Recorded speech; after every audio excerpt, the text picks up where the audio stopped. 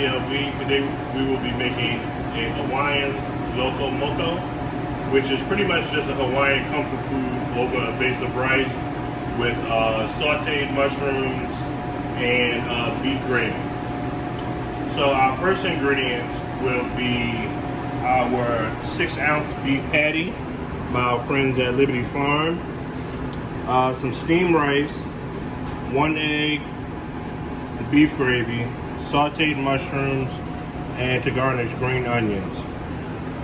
Just a rule of thumb, I would say about a cup of beef gravy for every hamburger patty.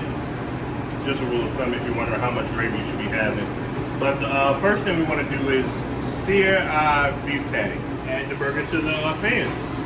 So once you get a good crisp on it and get a nice color on it, the next thing you want to do is just pop into the oven and finish it off at 350 to your liking, which can be from rare all the way up to medium well.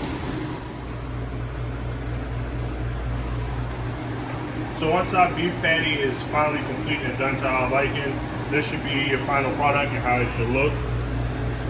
And this will be in the bistro and the cafe Monday, Wednesday, and Saturday. Thanks for tuning in to What's Cooking with CLV.